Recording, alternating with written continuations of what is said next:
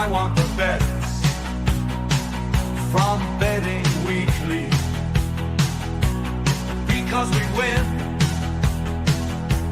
That is our motto. Sometimes we win, sometimes we don't win. Don't give us the bird, don't give us your stink eye. We try our best, and we're successful. Come watch our show. Bet River sponsors. It's time to start.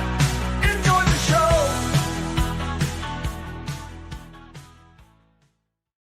Welcome along to Betting Weekly Live. You're with Dan Roebuck alongside me, Nathan Joyce. Some big games across Europe tonight that we're going to tackle, but principally we are here to talk Copa Libertadores and the final, which takes place tomorrow.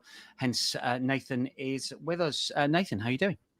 Yeah, very well, thank you. Looking forward to the final, as always. It's always one of the best weekends of the year. Sometimes it's not always a classic because there's so much on the line, but Flamengo Palmeiras, it's the headline acts. Yes, it's an all Brazilian affair, but this is the game to watch. So hopefully a European audience at least gets a flavour of why I love South American football so much.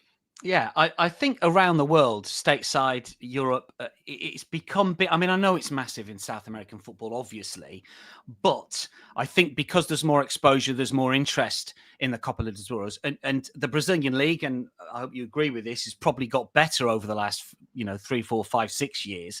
There's much more focus on it. I think there's much more interest. Is that fair? Absolutely. I think the Club World Cup also massively helped as well. I think a lot of people were blown away, look, myself included, as to how well the Brazilian teams did. Obviously, Flamengo beating Chelsea.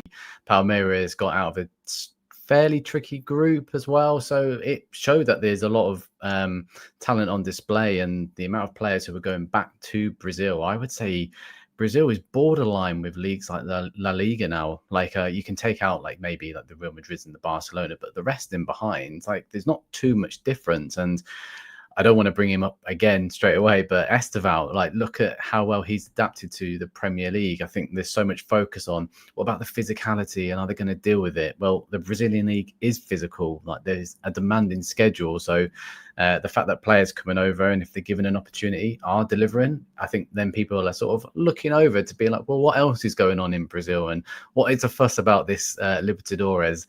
And of course, there's always amazing stories on and off the pitch in South America. So I'm sure people are always interested to hear about those as well. Yeah, I saw some pictures. Was it Jorginho who was sort of being invaded by some people on the team bus? What was all that about, Nathan? I don't think he got out of that with all of his clothes in the end. I think he was pretty much just walking off in his boxers. But I think that was the Flamengo fans, just to make listeners clear. It just takes over from the start of November. Both teams have played 7 games and both been going at each other for the title, but the talk is all about the Libertadores, and people think the Champions League is massive, and of course it is, but it's just on another scale out in South America. And yeah, the fans, some behaving, some not, but the ones which are, and the send-offs which were given to the Flamengo and the Palmeiras squads was just incredible. And the footage which goes around social media in the week or the 72 hours before the final is always great to get involved with. And just before we move on to the games that we're going to cover tonight, this feels like it's the right final because with respect to Argentina and indeed the other nations, Brazil is the powerhouse. They've got the best teams. I know they've dominated by and large recently, but are these the best 2 teams in Brazil? This is the final that people want to see. Is that fair? Yeah, absolutely. If we are talking about this final again in 5 years' time, it's going to lose its gloss, and there needs to be conversations around how do we maybe fix the ongoing problem in South America away from financial issues. But yeah, it is the dream final. 2 absolute powerhouses going against each other. They played each other only 4 or 5 weeks ago, and Flamengo won 3-2, which was an absolute classic. So maybe if we can get an ounce of that within the final, or 1 or 2 moments, then yeah, this is definitely the final on paper. But going ahead in the next 2, 3, 4 years, it doesn't look like it's going to waver, but maybe if I can give some hope to bettors, because the Libertadores offers so many opportunities. Ecuadorian teams are massively on the rise. Liga de Quito got to the semi-finals, and Racing, who won the Sudamericana last season, got to a penalty shootout with Flamengo to decide who was going to be in this year's final. So although the financial gap is growing, home advantage in the Libertadores, whether it's altitude or just fans, the atmosphere, the stadium, is always rather telling. So it's not a tournament that is dying yet, but there were reports from the Athletic that the final may be brought across to Europe at some point, and that would, I'd have a few words to say about that, that's for sure. Happened once before, didn't it? But that was for different reasons. Yeah, Mm-hmm. let's say. We are going to talk about the Copa Libertadores a little bit later on. Obviously, there's games tonight, but we're going to get the best bets from Nathan. We'll talk through the money line, the overs and unders, all the regular markets, and get some smart plays from Nathan in a little while. We want your plays as well, of course, if you are tuning in on this Friday morning, as it is stateside. And a little bit later in Europe, Leslie was on first and foremost talking about Viborg double chance. I love the variety here. Como draw no bet parlay. Also talking about Brazilian singles, Juventus double chance. And is that International draw no bet there?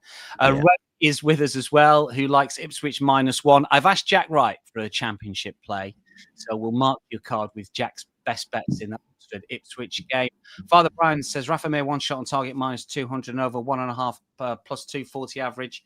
Ming says our Metz a fade again after the madness of the finish last week. Yeah, that was crazy. Leslie talking about both teams to score. Ipswich. Villavan says, hi, Dan. Hi, Nathan. Looking forward to a great weekend of football action. Duncan is with us as well, as is Steve. Hey, guys. Going to chop down a tree. Happy holidays. Obviously, Thanksgiving yesterday, of course. And Bulu Charles says, good day, Dan and Nathan. Happy with how Villa players were performing last night, talking about the Europa League, although they won the match. Frustrating that Copa final isn't on TV in English in the United States. Surely it must be on somewhere, Steve. It's, maybe sort of Spanish and Portuguese language stations, but surely it's on somewhere English language. You would have thought almost certainly. I would have still enjoy it in Spanish and Portuguese, even if you don't enjoy it. Might be better. In fact, the commentators are actually crazy, aren't they? It's when you see clips go around and it's like Saudi commentating on any game. It just sounds a million times better. I don't know what's going on, but I'm happy to listen to it. So if you can still see it live, that's absolutely fine.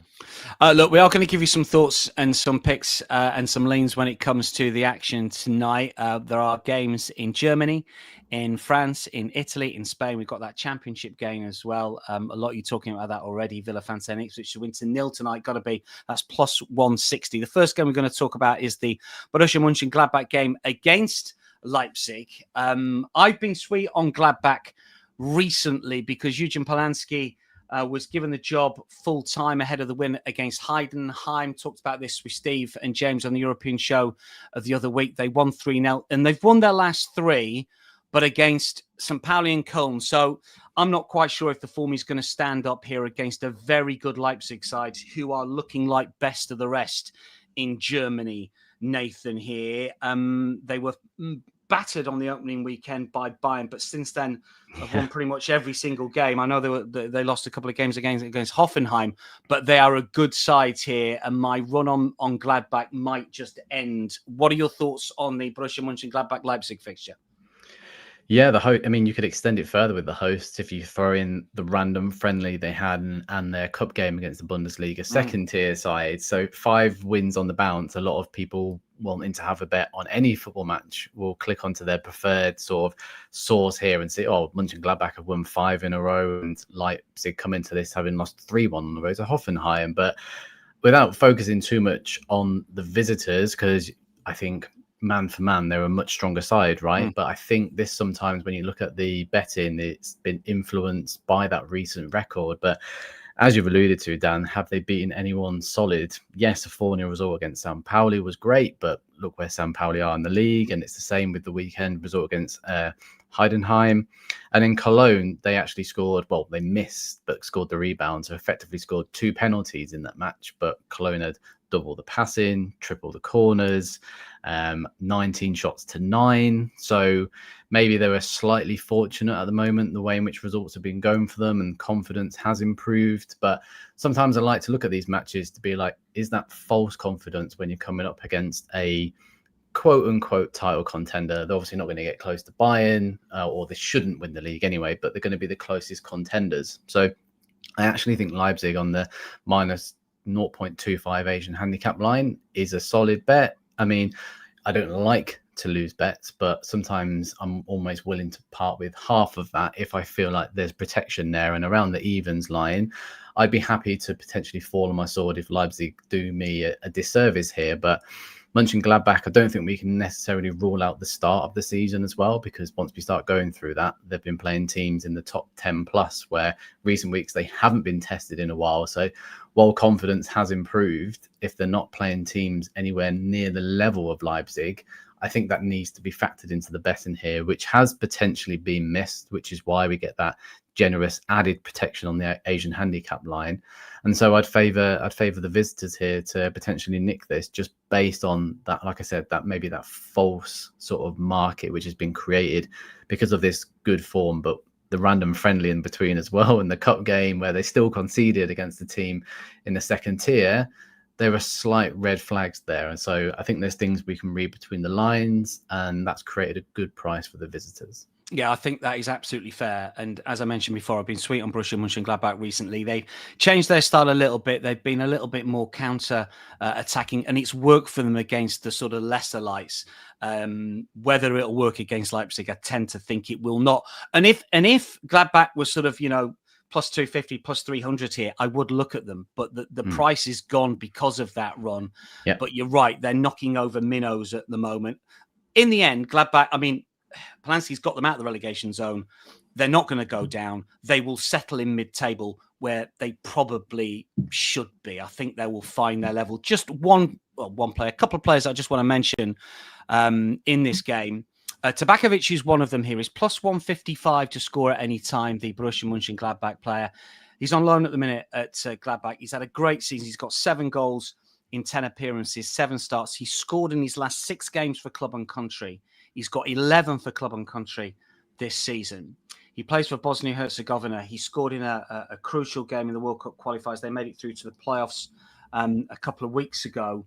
And he's an old-fashioned target man. He will put himself about. And I wouldn't put anyone off Tabakovic if they wanted an anytime goal scorer. However, I just want to highlight the difference between Tabakovic and another Gladbach player in terms of shots on target here, because Tabakovic so far this season has had 21 shots, not shots on target, 21 shots in the Bundesliga. He's minus 435, very, very short to have over 1.5 shots, not shots on target, over 1.5 shots. A midfielder called Rocco Reitz, who started the season as defensive midfielder. As Polanski's come in, he's moved further up the pitch. He's had 19 shots. So very similar, but he is plus 145 to have over 1.5 shots. So the stats are very similar. I know Tabakovic is a striker and Reitz is a midfielder, but if you wanted to have a little bit of fun with shots only, and Reitz he plays every game, he usually plays the full 90. His averages would suggest that plus 145 for over 1.5 shots is a value play. So have a look at that if you're looking for a shot on target play. Let's move on to talk about the Metz Rennes game here. Metz are plus 275, Rennes a minus 114. Now, James and Steve, who I spoke with earlier today when we were recording the European show, suggested that Rennes on the money line is probably the way to play this one. Steve has been against Metz recently, and it's proved profitable. They are minus 114 here to beat Metz, who are scoring goals. They've scored 2 in each of their last 4. Haven't won them all. Obviously, they were beaten last time out. Their expected goals of 7.2 suggest that it's not necessarily a fluke that they've scored 8 goals. Rennes are scoring for fun as well. I tend to think they'll probably win, but goals might be a different way or a better way to play. And we've got the first leg of the daily double from Nathan on this game. So give us your thoughts on this one, Nathan, and how you would play it. Yeah, you've teed that up very nicely. I think goals is the angle, and sometimes you just don't need to overcomplicate bets, right? Both teams are full of goals at the moment. Metz have been really strong at home, only losing one, and still in that game there was 3 goals. But in recent weeks, those 2 wins, especially the one last time out when they were 1-0 down against Nice, to come back and win that 2-1, confidence is clearly moving in the right direction. And yeah, if you look at the opponents, so many goals, but at both ends of the pitch, they've only kept 1 clean sheet in their last 5 altogether. On the road, they've only kept 1 clean sheet, but that came against Paris. The other 3 before that, against Toulouse, Le Havre, and Nantes, was 2-2 apiece. And even, I don't like to get bogged down in the head-to-head stats because I know so much can change over the years, but I mean, all 5 over the last meetings between the 2 sides has landed over 2.5, and the last 3 have been 6-1, 5-1, 3-2. So it seems to be a game full of goals. So yes, I know teams change, but if there's consistencies between the 2 sides for whatever reason, it sparks my interest. So goals are raining in at both ends of the pitch for both sides. Rennes seem to struggle a little bit more away from home, hence why they've conceded a fair amount of late, really. Even the 4-0 against Lorient, that's one of the start of the season, was concerning. So just the 1 clean sheet since August, where Metz are starting to improve, and that result last weekend, the weekend before against Nice, 2-1 at home, if we're looking at home results, was really strong as well. So a team on the rise versus a team that always you expect to score, which is why I'm going for a slightly short of angle, but in a daily double, you're allowed a little bit of leeway. Of course you are. Both teams to score, yes, is, I think, the obvious angle, but sometimes you really don't need to overcomplicate bets. So that's the first part of the daily double. It is indeed. -167. We know it's short, but trust me, the second leg of the daily double, which Nathan is going to give us right at the end of the show because it's part of the Copa Libertadores fixture, or it's on the Copa Libertadores final, will boost it considerably. I don't want to put you under pressure, Nathan, but obviously you've been watching the show over the course of the week, and the daily doubles have been absolutely flying in this week. Yeah. Just thought I'd let you know that. Yeah, thanks for that. Peter's been on, says best bet for this match is Rennes team total over 1.5. Don't mind that one at all. They're scoring a lot of goals. They've scored 11 in their last 4. Their XG is 8.7. Look, you know, yes, they're overachieving a little bit, but not by not much. They're still scoring a lot. Tend to think that Rennes might win this one 2-1 or 3-1 or even 3-2. It could be that sort of thing. Over 2 3/4 on the Asian line is -112 if you want to have a look at that. But I think that's a really solid first leg of the double. We're straddling 2 days because we've got Nathan on for the Copa. So it's -167. Both teams to score, yes, in the Metz-Rennes game. Just a reminder of the Betting Weekly newsletter. Twice a week, the Betting Weekly newsletter drops on Mondays. The Insider arrives on Fridays. BettingWeeklyStudios.com. I appreciate that the vast majority who are tuning in and watching are already subscribed, but we've always got new viewers. So if you want that, it is free twice a week. You are more than welcome to it. That's the Betting Weekly Studios newsletter. What else we got here? Peter says, watch out. Second Dutch league. So the second tier in, what's that? The Eerste Divisie. Cambuur, Leeuwarden and ADO Den Haag moneyline parlay at 2.3. Or take them both as singles, -1 on the Asian line. These teams are miles above the rest currently. If you have got any bets on some of the leagues that we're not covering tonight, drop them in the chat. The community is one of the best things about this channel. Always lots to chat amongst yourself. You can go back and look at them after we've come off air if you don't want to jot them down as we speak. And Bulu Charles says Metz have conceded 30 goals in 13 matches. James Easton. James, well, you know, I'll mention it to James, but I'm sure he knows, Charles.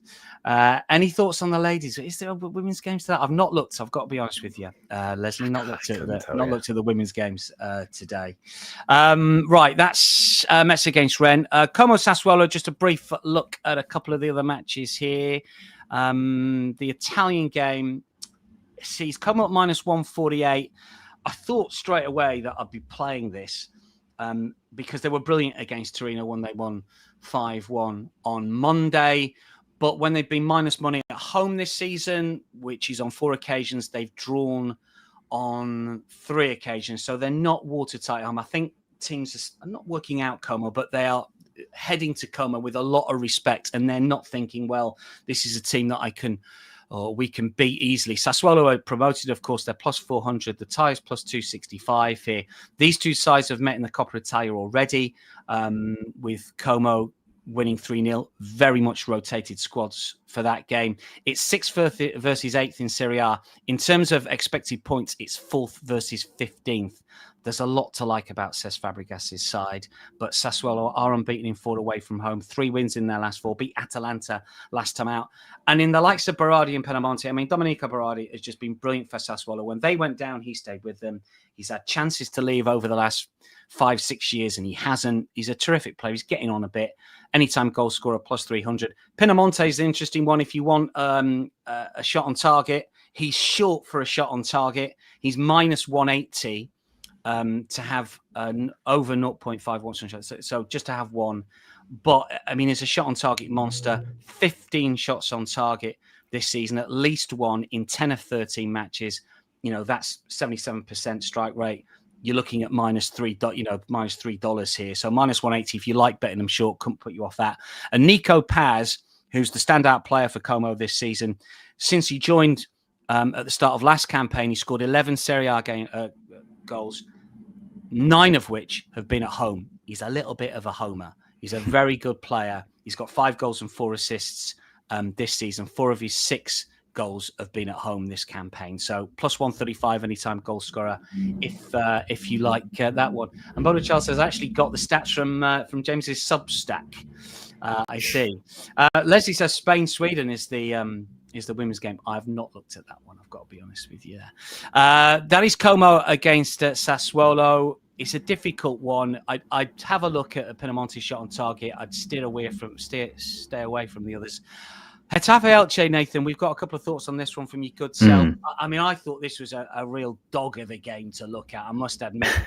Getafe plus 112, Elche plus 300. I mean, the tie is plus 188, so it's sub 2-1. This is like, end of season when they both need a draw to stay up territory when it starts to get sub 2-1. Have you got an angle in for us here? Do you know what? I can see why people don't like these games, but sometimes this is where my eyes light up a little bit because I feel like people will dismiss these sort of games. And there's a tiny angle I like in this. It's maybe a little bit short now, but Elche double chance appeals to me. I mean, people may get carried away. There's 2 ways of looking at their result against Real Madrid for me.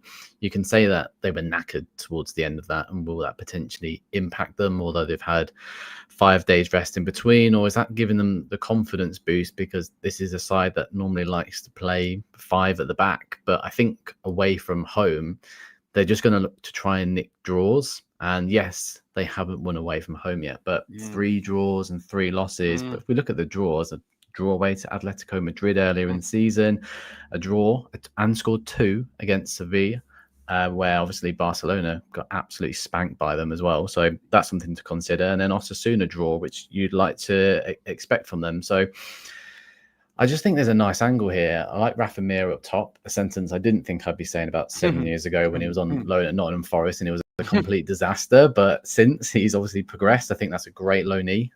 Andre Silva up top as well. So they've got threats there. I think they'll look to shut up shop.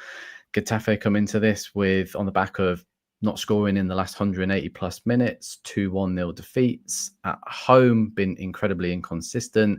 They've only beaten Oviedo, who are rock bottom, and Girona, who are down there as well and expected to be in a bit of a relegation scrap. So there's not a lot to like about Getafe at home. They can't really seem to score goals. They've only scored 6 in 6. Yes, they've only conceded 5, but I think Elche will know how to frustrate them. I think they can take lots of things out of the Real Madrid game because the 2 goals Real Madrid scored were incredibly scrappy set pieces where you could, again, argue that that's maybe a vulnerability, but the fact that you've got to be so switched on for 90 minutes against a side like Real Madrid, those are mistakes which maybe don't creep into your game against teams which are expected to sort of finish in the bottom half. So to perform as they did against Real Madrid, great. I'm not basing it all on that, but I think they're just going to go away from home and try and pick up as many points as they can, and then leave the wins for when they return at home and see where that leaves them by the end of the season. But it's been a solid start for them. I don't think anyone expected them to be where they are in the table. Yes, nothing glamorous about being in the middle of the pack, but I think it is for a recently promoted side. So, yeah, I think the angle's there. Maybe a little bit short, but it could be an in-play angle as well if they go a goal down. Two good strikers there to get it back. And is this a game which is going to get out of hand? No, Getafe can't really score at home, where Elche have shown they can on the road. So if they go a goal down, I think that creates a really nice angle on the double chance line. But the double chance line around 1.7 is a minimum for me, but it's one I do like, so I'll be taking that at a small half a unit stake probably. Yeah, look, I agree. These two teams can't score for me. I was looked at expected goals for both of them. Getafe only once have registered more than one XG at home, and Elche haven't registered more than one away from home. I mean, but all of that is factored into the prices. That's why the over and under line is 1.5. It could easily be 1-0 either way. I'm going to steer clear of it. It's not for me, Getafe against Elche, but I certainly get where Nathan's coming from here. If, Elche are plus 300 to win the game, get the draw on side as well. Get the double chance, get the half ball handicap. I don't think you're going to go too far wrong. Just a quick word on Oxford Ipswich before we get on to the Copa Libertadores with Nathan. Jack has marked my card with this one. Oxford are plus 440, Ipswich a minus 190.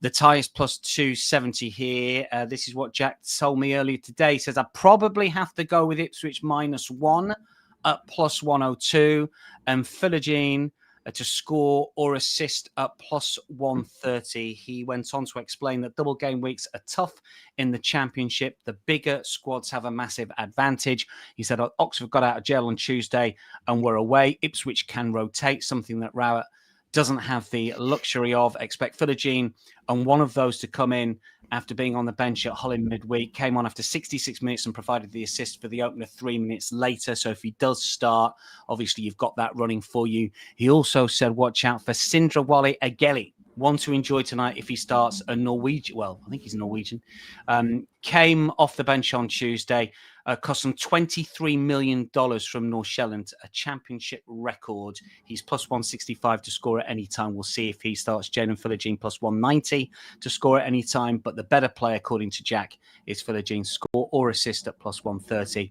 And if you want to side with either Ipswich or Oxford, it's Ipswich on the Asian line, -1 at plus 102.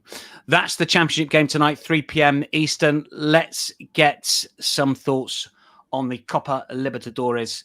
If you are just joining us, a big game, of course, in Peru, Nathan, in Lima. I mean, I presume it's still going to be absolutely packed out between Palmeiras and Flamengo fans. I mean, is this like we see the Champions League, a lot of sort of corporate fans rocking to Lima here, or is this going to be like a proper South American madness in the stands? Yeah, I'm not sure if it's going to be a complete sellout because this is a massive stadium and obviously there's traveling involved here, but they are the two biggest sides. So it'll be close or it will be full. I think last season, Atletico Mineiro versus Botafogo was at El Monumental in River Plate and it looked half empty, but there was still like 50, 60,000 there. So I think sometimes that's brought into it. But Flamengo Palmeiras, I mean, they've got so many supporters and spectators. I haven't seen anything otherwise to tell me that there won't be similar numbers. So yeah, massive final. And anyone should check out the stadium, by the way. The backdrop is unbelievable in the middle of the mountains in Lima as well. Like it's just so picturesque, like a really good stadium. I don't think many people would expect Peru potentially to have these world-class facilities, but the stadium is top draw, top sort of backdrop as well. It's so picturesque. Everything's there to hopefully deliver a good final on the pitch as well. Yeah, look, talk us through the two teams. Just give us a brief sort of outline of their season so far, what they've achieved, what sort of style of play we're looking at here with Palmeiras and Flamengo, because obviously they're the top two in Brazil. Flamengo are 5 points clear, so I presume that the title race is pretty much done and dusted. There's only a couple of games left, but just give us an outline of what these two teams are about. Yeah, it's really interesting because they've both been involved in this Brazilian title race, which they played 3 or 4 days ago as well. This fixture list is just relentless, but Palmeiras decided to almost sacrifice the title because they didn't think they were going to catch Flamengo. So they lost midweek against Gremio, but put a reserve team out because the whole focus is on the Libertadores. I think if you turned around to either club and said, what trophy would you want at the end of the season? And you can only have one, 99% of the time it'll be Libertadores. So that's the priority here for both teams. However, both teams are coming into it in different form. Flamengo have only lost 2 of the last 10, started picking up some good results of lately, which is why they're in a position to pretty much wrap up the title, where Palmeiras come into this winless in 5. Palmeiras are maybe slightly fortunate to be here because they lost the semi-final first leg 3-0 against Ligue de Quito and then miraculously won 4-0 at home. Liga de Quito just drowned in that environment, really, but they used their get out of jail card early, and I'm not sure if they're going to be able to use it again because Flamengo have beaten them twice already this season. They beat them 2-0 at Allianz Park, which is Palmeiras' ground, and then Flamengo beat them 3-2 the other week, and Gustavo Gomes, the captain, just scored late on. So realistically, Flamengo taking the foot off the gas a little bit in what had been a very hectic match. How these two teams will line up, similar formations, 4-5-1, which can adapt to a 4-3-3. But for me, I think Flamengo have the edge. I think man-to-man, they are better. These are teams full of superstars, but I think the difference here is the fact that Flamengo are, Felipe Luis is the manager of Flamengo, and this is only his first full year in management. He's only 40. He wasn't ever going to take this role. We sort of fell into it, but that's quite a nice story within itself. He retired from Flamengo, came in as the under-20 coach, won the Libertadores with the under-20s, got noticed. Chichi, the ex-Brazilian manager, wasn't performing at Flamengo with just a couple of months to go. This is last season. So he was given the boot and Felipe Luis came in to steer the ship. And then within 3 or 4 months, he'd won 3 trophies with Flamengo and was offered the full-time job. And then ever since, he's got the best out of his players. And he was even linked with the Brazilian job earlier in the season when Ancelotti was unsure. He's that highly regarded in Brazil. And I think the fact that he played with so many of these players at Flamengo, because he's only recently retired and he's been at the club for quite some time now, has almost been able to manage those egos where Flamengo haven't won this Libertadores title in recent years because no one's been able to get hold of the dressing room. Felipe Luis has. Now, in the other corner, you've got Abel Ferreira, who hasn't been in the final for 4 years now. He did win back-to-back Libertadores in 2020 and 2021. Felipe Luis was on the pitch that day when Palmeiras beat Flamengo in that final. So how things have changed. But Palmeiras are coming into this final winless in 5. I think, when people say that sometimes recent form doesn't matter, I think it does. And the fact that Abel Ferreira, all the talk from the Palmeiras camp is that he's saying that he hasn't signed the new contract, but he's given his word to the fans and he will stay. So all the talk out of Palmeiras' camp is Abel Ferreira making it a little bit about him and that he's going to be signing his contract. But he gave his word about a year and a half ago when Al Sadd came calling and he nearly left out the back door then. So fans are taking it with a bit of pinch of salt. But the reason why I'm bringing all that up is because there's something in Palmeiras' camp which is not quite right, not quite settled behind the scenes, where Felipe Luis has just been an excellent manager since day one, bought the respect from the dressing room. Everyone's playing for him. Everyone's buying into his style of play. And how he's changed Flamengo is he's got his superstars to work. They play with an extremely high press and then have the quality to really punish teams in the final third. And we saw that when they beat them only 4 or 5 weeks ago, forced Palmeiras into mistakes, used their players to drown them, suffocate them in the final third. And maybe Abel Ferreira's looking at that, but I don't know how he's going to change it so much because he is very rigid with his approach. Now, where we get into the second part of the daily double, because it's sort of naturally sort of transitioning into that, the fact that Flamengo play with a 4-5-1 where Bruno Henrique will start up top, and I wouldn't put anybody off of looking at maybe odds around him because he scored 6 in 6. But the reason why I'm going against him in this daily double is because Luis likes his number 9 to drop deep, and Palmeiras don't have quick centre backs. Gustavo Gomes is the captain. He's a hothead. he always goes for the striker. It's like a moth to a flame. Like, he doesn't think about his position. He's more bothered about trying to win the ball or at least go through the player. Now, we saw that in that 3-2 game where Gomez got pulled out of position. It was Pedro this time. He's injured, but Bruno Henrique was starting in front of him. And then in behind, Georgian de Arrascaeta is the most fluid number 10 and being the best player in Brazil this season. He's a number 10. Like, last season, he operated more as a number 8. Felipe Luis has changed him to a number 10. But he's got 32 goal contributions in 32 league matches, which is insane. Considering he's not started all of them in the Brazilian calendar, you can, like, Flamengo are set to play their 8th game in November. So yeah, I think that shows just how insane his record has been. He's only scored a couple in 10 Libertadores games, but this isn't a Libertadores match. It's a Brazilian final, right? And we saw him score against Palmeiras with that approach only a few weeks ago. The striker luring out Palmeiras' slow defense, pulling it apart.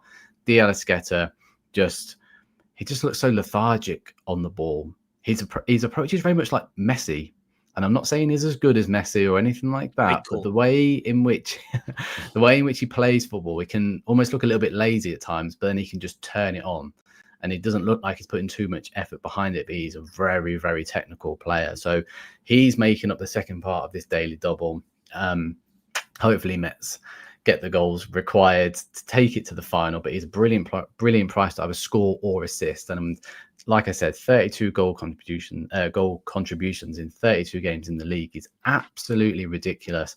Best player in Brazil by a mile this season. He's 31, extremely experienced. He's won the Libertadores twice. He's not going to be overawed by the atmosphere. And I think he's an excellent price to help assist or become the man of the hour once again and steal the headlines, as Flamengo should probably win this final. De Arrascaeta, a score or assist, plus 145 if you just want to play the single. He is part of the daily double. There you go. You can scribble that down if you want to know how it's spelt. Hopefully John's got that spot on for us. He has. So look, both teams to score, yes, Metz against Rennes, which is tonight. And then Nathan's put up also the Arrascaeta to score or assist. It's plus 287 at the moment. That's the daily double. Daily double's been flying. Obviously, it's sort of two daily double, if you like, for this one. But de Arrascaeta, we hope, is going to make it his final. He's been in tremendous form, as Nathan has pointed out. That is the daily double. You can play that as a single if you want. It's plus 145, I think, at the minute, just for de Arrascaeta to score or assist. I was going to ask you, Nathan, in terms of team news, are there any key players missing for either side, or is it clean bill of health that they've rotated and there's no one that you would say is key and absent and would make a difference in terms of match prices? We'll go through the money line in the overs in a second, but in terms of team news, anyone missing? Not really, not from what I can see. Pedro has been the main man for Flamengo for quite some time. He's regularly scoring 20 plus goals a season. He's out, and he's been confirmed in the last 48 hours that he's not even on the bench. But Bruno Henrique he's 34. He's been about a long time with Flamengo, and he's gone through quite a lot this season. There's been a betting scandal against him. He's had to really bide his time from the bench. He's normally been a left winger, but Felipe Luis has brought him in as his number 9, and he comes into this scoring 6 out of 6. He scored a last-minute header midweek against Mineiro, which has practically gifted them the title. So it's really nice to see that no major player is out. There's Gonzalo Plata, who's suspended for Flamengo, but whether he would have started, I'm not really too sure. But that's probably a good thing because he does get sent off quite regularly. So Flamengo will hopefully want to finish this game with 11 men. It's a final which doesn't often finish with all players on the pitch. So maybe that's an angle in it there. Last year there was a sending off in 12 seconds. Yes. So and then there was 2 the season before in added time as well. So there's always a cards angle within this, but yeah, it's nice to see that there's not too many players out here for neither side, which makes it even better. Mike says, forgive my lack of knowledge, is it at altitude? Lima, as far as my geography is concerned, he's not at altitude, so you've not got to worry about anything like that. A guy called A says, hi both. Banker that this will end in a draw, maybe go the distance to penalties. Ray says, sounds like it's going to be a cracker. And Mindy Priya says, card line is high at 7.5 for the Copa final. Is it opposable? Is the card line too high do we think, Nathan? Or I mean, you've just rattled off all the red cards for the last few years, but there's always a line that you're going to go under, isn't there? I think it's priced Right? fairly because I don't see it going to extra time. I don't see it going to penalties, which means the team's going to be ahead. Which means at one point, whether it's towards the end of the game, because you can see these. I've seen this before in like the Super Classico between River Boca, where the card line's over 8.5, over 9.5, which sounds obscene, and you're feeling smug maybe with 3 in the 70th minute, and then by the end of the game, it just goes absolutely crazy. So it's not something I personally want to get involved with. If I'm going to stick someone forward to get carded, I really like Gustavo Gomez, the Palmeiras centre back. The captain who I've spoken about can be quite reckless. He's picked up a card in his last 3 clashes against Flamengo, 2 this season as well. A real hothead, someone who will want to make a statement tackle, or if things aren't going his way, will let the referee know as well. He's one of the shorter prices, but it looks to be a card banker out of everybody on the pitch. But yeah, the line is priced quite fairly, to be honest. It'd be a brave person to back unders. I see the approach, but this could get to the 90th minute with 3 cards and 10 minutes added on, and then it's just handbags. So people will just want to get over the line, boot the ball away, push people over. That's exactly what South America is all about. So the last thing you want to be doing is sweating about not seeing that happen, because that's what makes this tournament so great at times. The football is there as well, but you have to consider that. Yeah. Look, we appreciate that not every single state in America can bet on the cards. I've had the odd card bet on South American games over the years, and you're so right about 70 minutes is 3 yellows, and then it's late at night in the UK, so you go to bed, you wake up, you realise you look at flash score, and it's like 90 plus 1, 90 plus 2, yellow, red, and you're a brave man if you're going to go unders. Who's that? The potentially Mindy Prihar. If you're going unders, I wish you well. Give us just some thoughts on the regular markets for those that sort of might want to get involved. Look, I mean, money line. Look, if I've stopped giving free $50 plays out because I'm skint. But if I said, I mean, you've already suggested that Flamengo probably too sure at plus 135, but you think they're the most likely winner. Yeah, the price has completely dropped. On Tuesday, they were around 1.9. And now they're around 1.65 on the Asian handicap 0 or draw no bet line. And I always like the draw no bet line within a final, because obviously this is the only game where it does go to extra time. Now they've replaced it with penalties, so sometimes you see a bit more of a cautious play in the last 20 minutes if it is 0-0. We saw that with the Sudamericana last week, which was 0-0 and went all the way to penalties. I don't see that happening. I think that the edge is with Flamengo, but the price has gone for me. So maybe this is a case of if Palmeiras go a goal ahead, or if you get a better price after 20-30 minutes, that's going to be the angle. Just because the price was so much bigger 3 or 4 days ago, it's hard for me to say that Flamengo will win this within 90 minutes. But if people want to be a bit braver, as I've done earlier in the show with the Leipzig, and you can take the minus 0.25 Asia handicap line, I wouldn't oppose people to that with a smaller stake. But an angle which did interest me, and it hasn't followed tradition aside from the last game, was the goal line. The goal line's incredibly generous. If I was looking at the Asian goal line of just over 2, so obviously if there's 2 goals in the game, it's a refund around about 1.9 or a little bit higher, which I thought was incredibly generous, because if either of these sides are a goal down and chasing it, there's so much talent. I know I've spoken heavily about Flamengo, but Palmeiras have Flaco Lopez, who's 1 goal away from winning the Golden Boot, Vitor Roque, who come back from a torrid time at Barcelona, but redemption, I think, is the word to use, because he scored 20 goals. He's been absolutely incredible and does come into this final in really good form, despite Palmeiras dropping off a little bit.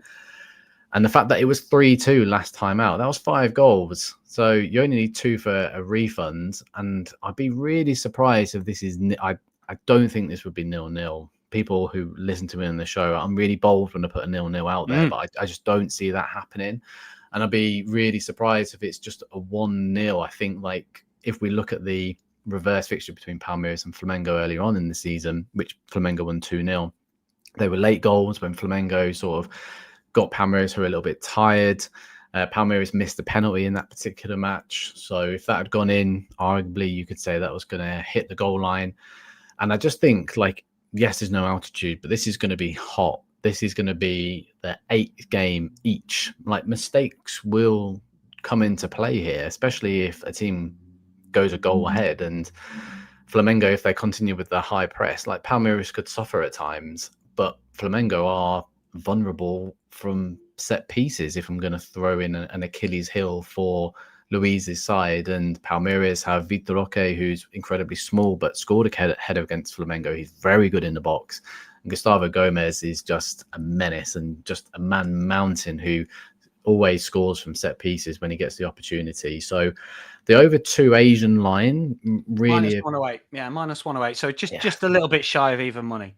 That is fairly appealing. I don't know if I put it up as like an official sort of bet, but if people wanted a goal angle within this, because maybe Flamengo are a little bit short now, it landed last year because Botafogo Mineiro was 3-1 in the final. The year before, Boca and Fluminense was 1-1, so you got a push there. Like, this is a final which can produce goals, and even if you still need 2 goals in this last 15-10 minutes, like, don't rule it out, because it's a really emotional match where sometimes in that first 15-20 minutes teams are just settling into it. When Boca played Fluminense 2 years ago, Tim Vickery described it as a cry fest, because in the stands it was emotional, the players were crying beforehand.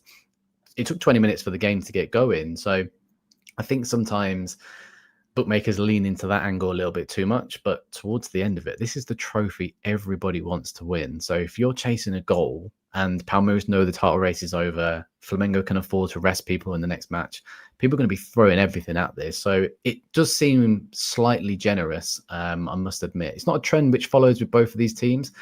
But this is a final. This is a match where 2 teams are gunning for their 4th Libertadores title. There's so much at stake here.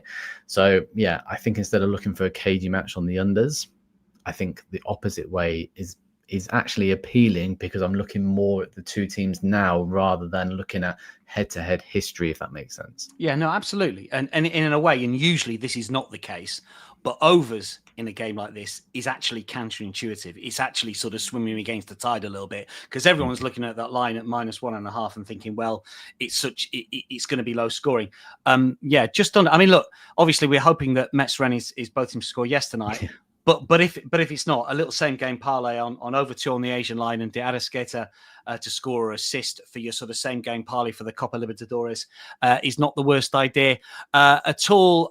Just one final thing before we wrap things up. I mean, on that price for Flamengo, I mean, what has he got to go to for you to bet it? I mean, if it goes to +150, you know.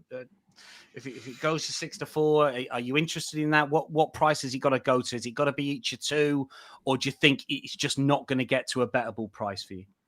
I think because now the bookmakers have caught up with the fact that Flamengo know that they've got the title, Palmeiras were happy to throw that away, everything which has come into it. It's hard for me this isn't me necessarily bragging and going, oh, I've got this right, because you don't know until the day. But the fact that they were close to evens at the start of the week on the draw no bet line, and now they're absolutely nowhere near that, I think that needs to be factored into it. So this is why I'm saying look at in play. If you're happy to take the -0.25 line, if Flamengo may drift a little bit on the day when money starts piling into Palmeiras, because Palmeiras' price may become appealing to certain punters. I think we've seen it on the day time and time again in the final. Look at the Club World Cup and how Chelsea completely, I think it was Chelsea PSG, right? And how PSG's price really drifted on the day. So I can rant about Flamengo and how good they are, but it is a final at the end of the day, and we often see the money come pouring in for both teams. So that might even it out and maybe create an angle for Flamengo. But I think because this final does have extra time and penalties, I like to have I can be cautious. I like that added protection, but hopefully I've done justice for Flamengo there. I think they are the better team, and the fact that they've heading into this in good form, won the last 2 head-to-heads, it all counts for a lot. I hate that it's a final and everything goes out the window, because some logic has to apply to the match. Of course it does. 100%. I completely agree with that. Look, Flamingo, we think are most likely winners if you just work back the money line. The value is gone in terms of the price. Have a look at over 2 Asian goals at just a shade of even money. As you can see, best bet from Nathan who's on screen, De Arrascaeta to score or assist. That's plus 145, plus 150 if you just want to play it as a single. Because we do a daily double, we've added Metz Rennes tonight as both teams to score. Yes, that comes in at plus 287. At the moment. Brilliant stuff. Nathan, thanks for your company. Thanks for the insight when it comes to the Copa Libertadores. Hopefully we'll cash some tickets for the big game tomorrow. I'm sure it will be very enjoyable. Many thanks to everybody who was tuned in today. Where are you watching the game? Are you going down to a sort of Brazilian bar to watch it? What are you doing for the game tomorrow? I know it's on TV in the UK, isn't it? It's really, I'm really sad when it comes to like all these big games because I want to analyze them. I often want to write stuff about them. Yeah, I've got can't do that in the pub. Can't do that in the pub. I like to just be at home with the game on. And for the earlier stages, I'm happy to go wherever. But for me, for the final, I like to be almost lock myself away, get some good snacks in, but I'll make sure I've got my notepad and just clocking everything there. So really sad, but obviously, hopefully that's where I can get a few more angles in the match as well. We don't mind people being professional. It's only the likes of it's only Simon and Nigel that tend to go on the beer for these things. Anyway, Nathan, thanks for your company today. Wish you well with all the picks for the Copa Libertadores. Sure to be a classic tomorrow. Hopefully, we'll cash some tickets tonight. As I say, many thanks for everyone for tuning in. That is your lot from us for today. We'll be back on Monday, of course, with more Betting Weekly Live. From all of us, though, have a good, profitable week.